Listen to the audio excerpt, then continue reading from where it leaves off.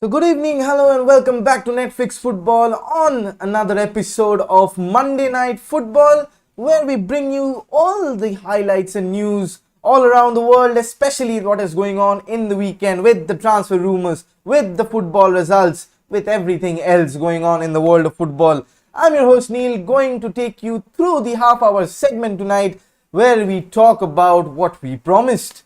Of course, the Leo Messi deal is what we are going to start off with. Especially, I know you guys are excited about that. You guys want to know how the deal materialized, how the deal, how whatever happened.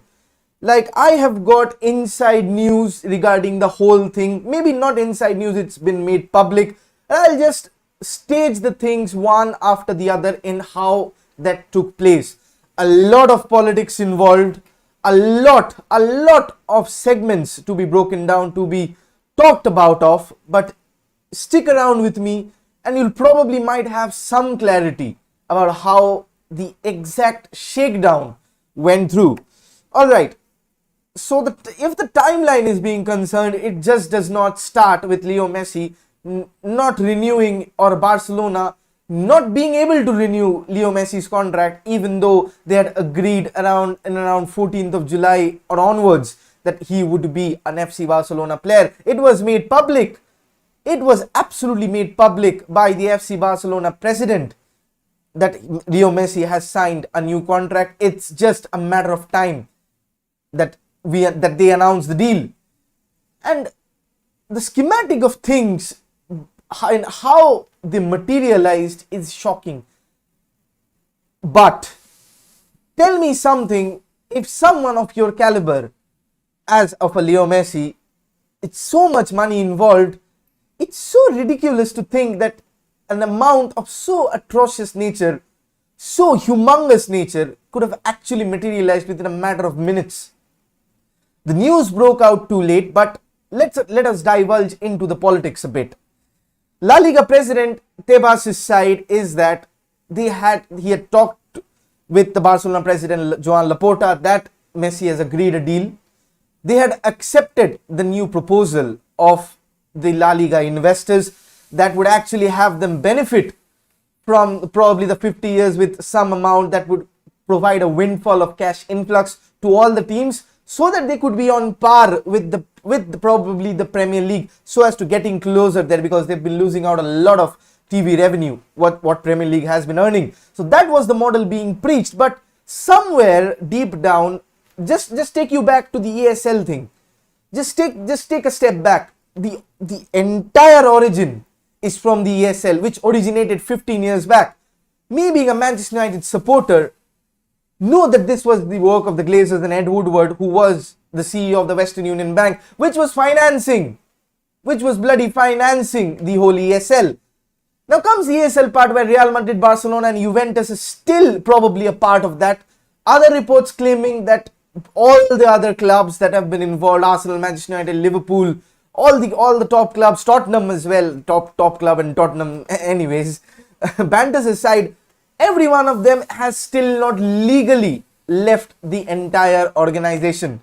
They've just saved face. That is the report that has been coming out. And take it with a pinch of salt when people say that they feared a mass revolution. They did not expect this mass revolution. So at the moment, Super League has been being planned since a lot of years. It's been a lot of years in the making. So they have not put one step back with regards to that. A plan of so much time consumed will not be taken away in a matter of moments, because they probably predicted the fans would be revolting. They probably calculated the fans would be revolting, and probably they'd use this to an advantage. Coming back to the Leo Messi segment, Messi as a superstar, as a football player, had agreed the terms where he'd wanted to take 2 years salary in the next 5 years.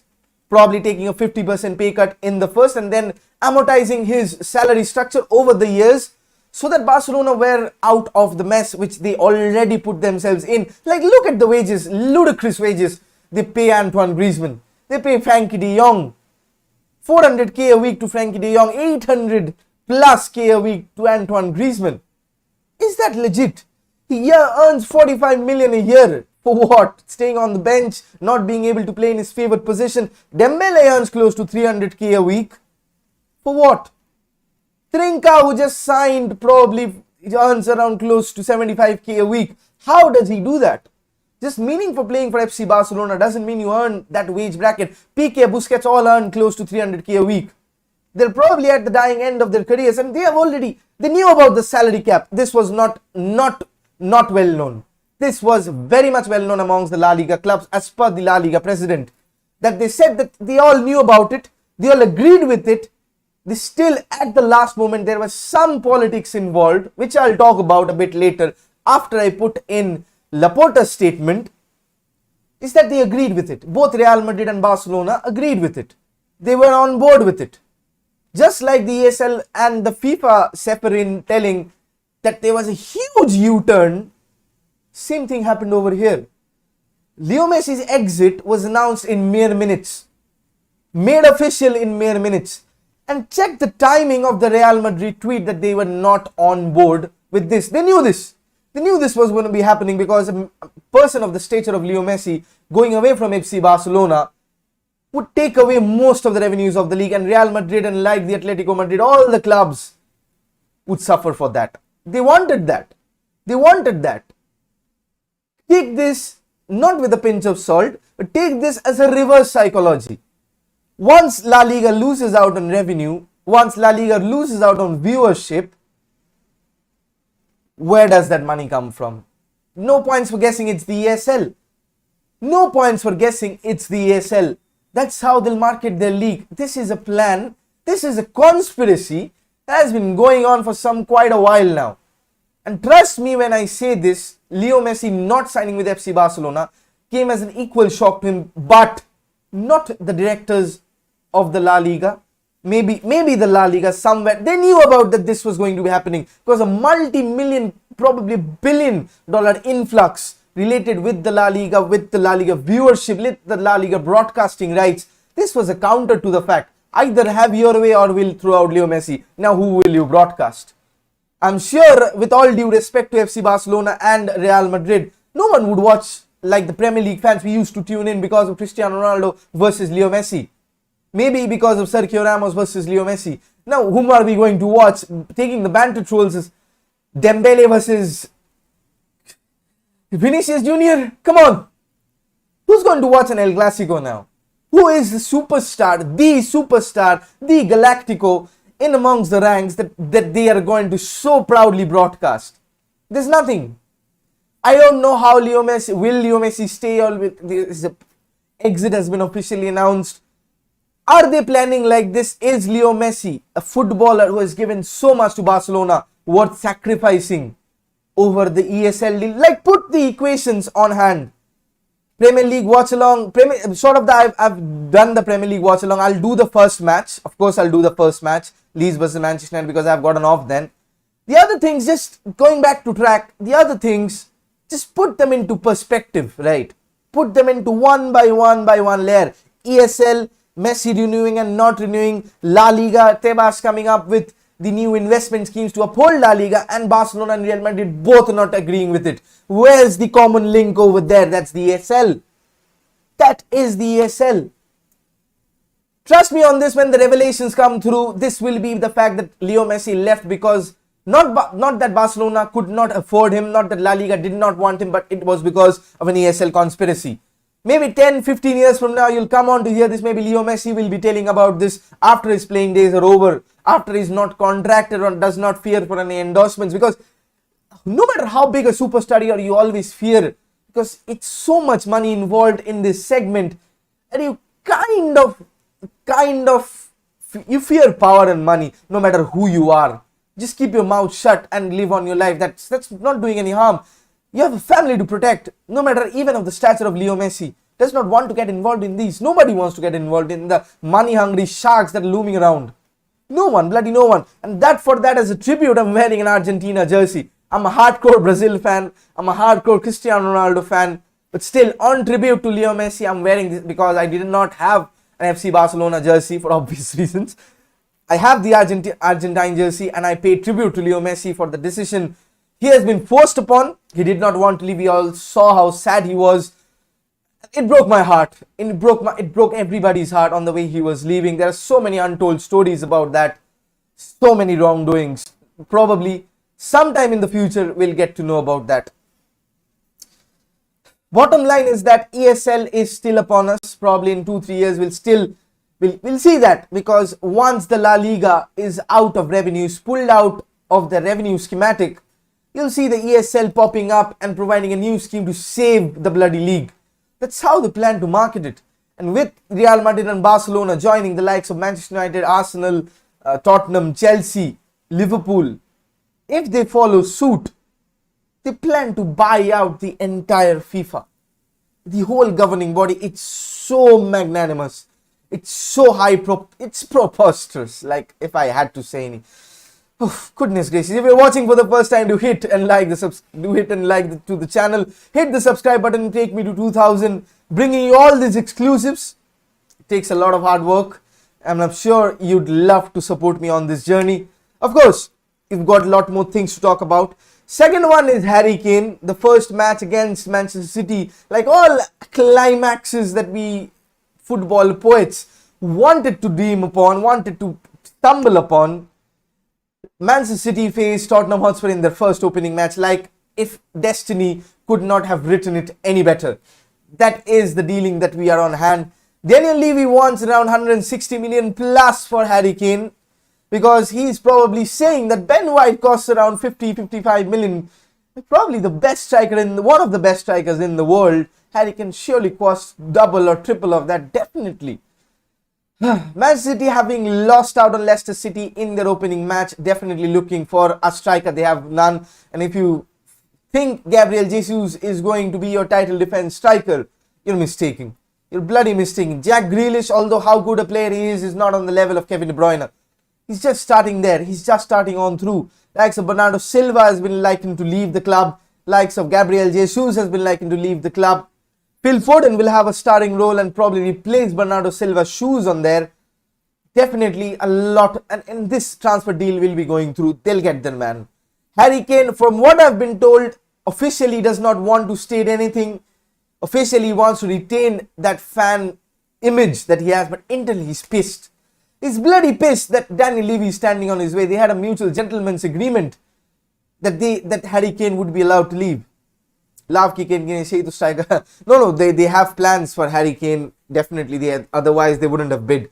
And there are no other strikers in the caliber that Man City can actually rely upon to actually win them. The Champions League is the trophy. They were so close. They lack finishes. They created bucket loads of chances. Kevin De Bruyne inside the box and a Harry Kane inside the box, with Kevin De Bruyne feeding him, because Kevin De Bruyne obviously cannot feed himself with the goals and assists. It's an entirely different proposition. They'll spend multi-millions to actually get their eye on the prize that is the Champions League. Definitely about that. Erling Haaland, Mino Raiola has and Pep Guardiola do not see eye to eye. No Mino Raiola clients going to Pep Guardiola, and likewise they will not do that. They'll sell their soul and not do deals with Mino bloody Raiola. So the Harry Kane fits the bill. Romelu Lukaku is on his way to Chelsea. Robert Lewandowski is the wrong side of his 30s, still going strong, but does not make sense to be indulged in a multi-million deal to the Premier League. Erling Haaland is unreachable, might just pipe Man City to Manchester United if Real Madrid and Barcelona could not afford him. I don't think so. He'll go to Bayern Munich, especially with Robert Lewandowski probably 3-4 years still remaining on him. I don't think they'll sell Robert Lewandowski. Other than that, who are the top strikers in the world? Probably you can say a Dominic Calvert-Lewin is probably 50% of Harry Kane, probably less. Probably linked with Manchester United from what I've heard in the sources. Maybe Anthony Martial is being put on the market to free up the space. Homegrown quality as well. Neem ka patta, Raiola bhada, of course. Harry Kane, bottom line of this is Harry Kane wants that transfer. He's pushing for that transfer and he'll get that transfer is what the rumors are going by. Of course, Jack Grealish was how I told you the deal will be going through, is how Aston Villa had that confidence of buying so many players, starting off with Ashley Young, starting then with Emiliano Buendia, Danny Ings. They've got their sights on James Ward-Prowse. Ross Barkley still, I think, have extended the loan in Aston Villa. it's going to be immense. It's going to be Ollie Watkins there as well. They're building a very bloody good team. Have I missed? I'm thinking Leon Bailey. I've missed Leon Bailey. They've signed Leon Bailey. Anubda, thank you so much. Thank you so much for your shout out. Please make a video on FPL tips and insights. For all of you FPL fanatics, I'll have my own FPL league, a classic and an H2H. Winner of both will get, it's free to enter. Winner of both will get their preferred jersey on the house from Netflix Football. The winner of the classic league, the winner of the head-to-head league, both will get, but the only criteria is I need 100 members to start. It's free to enter. I put up the posters tomorrow and it is your duty to tag and share that so that if we get 100 members, we'll start immediately. I'll have the codes ready. If we get 100 members, you'll get the prize. That's my promise to you. Just get me 100 members on the FPL list. And of course, every Friday is FPL Friday. We'll be having an FPL session right before the deadline to encourage all of you to see the tips and tricks that you all wanted. How many of you have you got? I've not started Srijan, maybe around 5-10. Can you tell about Broha, who's expected to join Southampton from Chelsea? Broha, I have not looked much about it. He's a youth player. Just check up on him. Joined Chelsea recently. He's 19-year-old, plays as a forward. Albania international is what the stats have got. Definitely an interesting signing because Chelsea have got the bucket loads of players. They're not being able to sell Tammy Abraham because of the price tag of 40 million. But I do think Chelsea work on a very strict basis that they buy to sell. That most of the revenues come from that. See the likes of Fikayo Tomori, see the likes of Kurt Zuma. They sign a bucket load of... Go back to the days of Gail Kakuta. Go back to the days of William Cuadrado. You've got your answer. Romelu Lukaku, Kevin De Bruyne, Mohamed Salah. All talents they've sold on and they've made a profit out of each of them. After that, not so much, but they need to pump up their revenues. Liverpool jersey for me then. Good stuff, good stuff. Of course, okay. Talked about now next is Haaland. I told you a bit of Erling Haaland with all the news that goes on between Borussia Dortmund. Haaland is staying put this season, especially confirmed that Chelsea are going for Romelu Lukaku next season. They'll not go for Erling Haaland. So that puts PSG. I don't think he'll go to PSG. I don't know if he'll go to PSG. Barcelona, they can afford 75 million. They can afford his wages. They have had Mino Raiola clients before. Manchester United, if Paul Pogba signs a new deal and Mino Raiola, the way he's been quiet for like 3-4 months, is indication that he wants to work with Manchester United and probably Paul Pogba looks to stay at Manchester United. That is something I can probably confirm at 60%. It's amazing to see how Victor Moses is still a Chelsea player. I don't know. Remember David Zappacosta? Remember Cuadrado, all the right wing backs they signed? Still Zappacosta left. They did a very good on Pasalic last year, who signed for Atalanta, 13 million deal. Mbappe, Haaland at the new Bernabeu next season, I doubt so. They cannot afford the salary cap. Maybe can afford the transfer fee, but cannot afford the salary cap. Bayern Munich sporting director has confirmed that they are closely chasing Haaland next striker after Lewandowski. You cannot trust Bayern Munich, can you, Anubda? You cannot trust Bayern Munich whenever they come at anything. You cannot trust bloody Bayern Munich. They signed Alexander Nubel, who was at Schalke for bloody free. And they'll probably get Lewandowski. But would Haaland like to play second fiddle to Lewandowski, who's still going strong, who's one of the Ballon d'Or contenders this season? Probably robbed of last season. If you see the balance of 2 seasons, I'll give it to Robert Lewandowski. Closely followed by Leo Messi for his plaudits on the Copa America and the league's top scorers and the assisters and the chance creators. But then again, Lewandowski is still probably 2-3 years where he'll, with the wages he gets, with the resale value, he'll not get.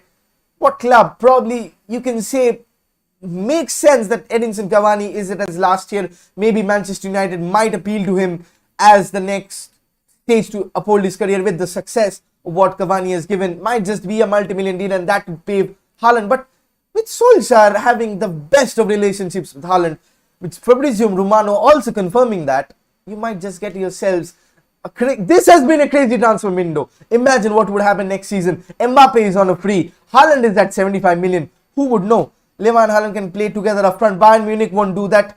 As far as I have watched, Julian Nagelsmann, he'll not play with 2 strikers at Bayern Munich. I'm sure he'll not play with 2 strikers.